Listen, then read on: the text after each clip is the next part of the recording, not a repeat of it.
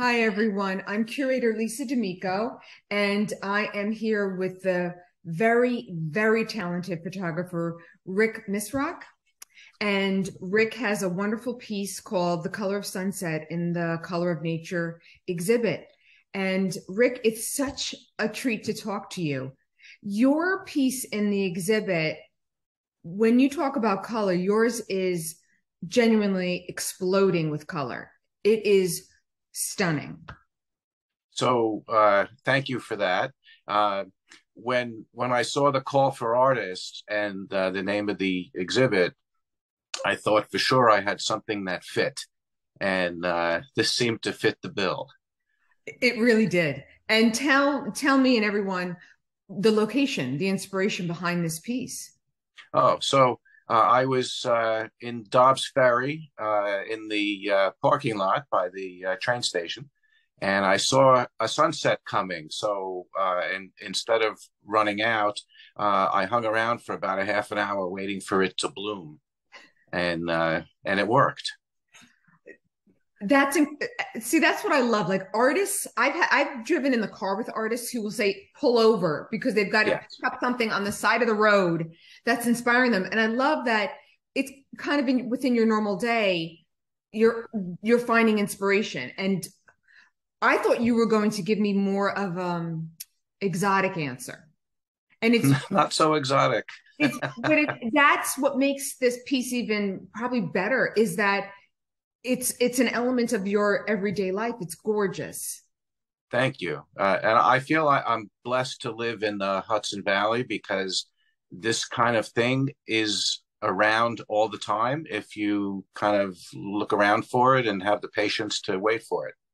Tell everyone you about what equipment you use to capture this photo. Oh, well, for this particular photo, it was my iPhone because that's what I had with me. And, you know, the best camera is the one you have with you. I didn't make that up. So, but yeah, that's the story because, I have a DSLR, but I didn't have it with me and I didn't need it. And honestly, very often the iPhone catches a lot of things if you use it right. This piece is a photograph on metal.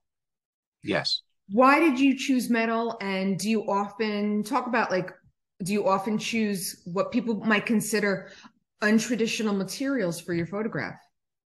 Well, I was trying to figure what would best work for this piece, and I find often um, for the small pieces and those kind of exhibitions, metal works very nicely.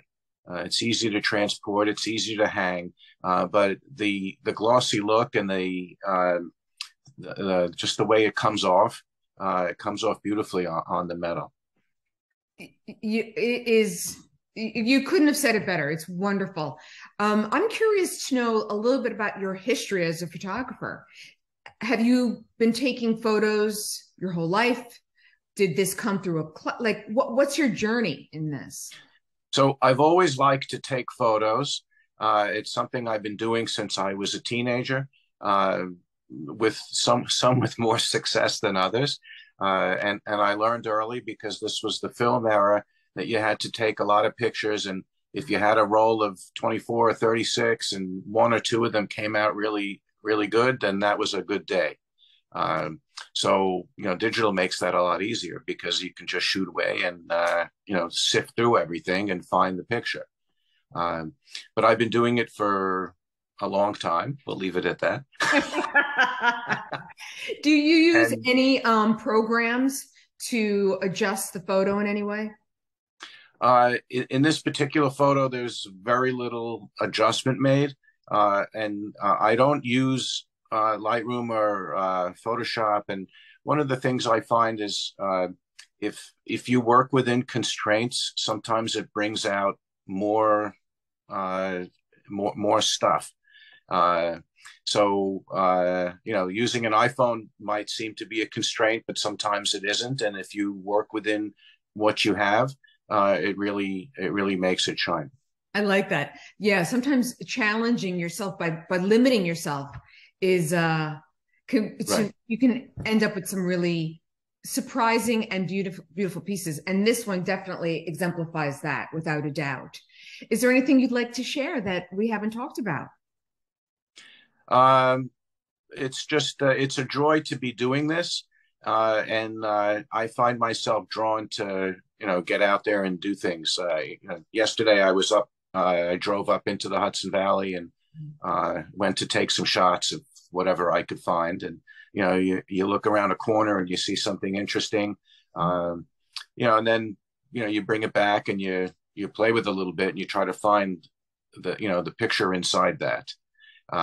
So that's kind of I have fun doing that because sometimes I take a bunch of pictures. I don't know what's going to be, and it's fun to go into it and take a look and say, okay, here's what did I do here, and here's 100 shots, and what's in here, and how do we drill down to something special. That's great. Well, for everyone listening, I cannot recommend enough. Please join Rick on his photographic journey. See the world through his lens. You will be so glad you did. I know I'm glad that I do. So, Rick, thank you so much. Thank you for being a part of my exhibits, past, present, and hopefully future.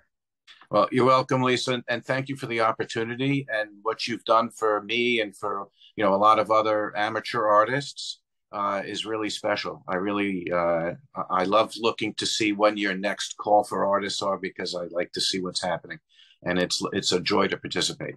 Thank you, and you are not an amateur. Thank you, Rick. Thanks.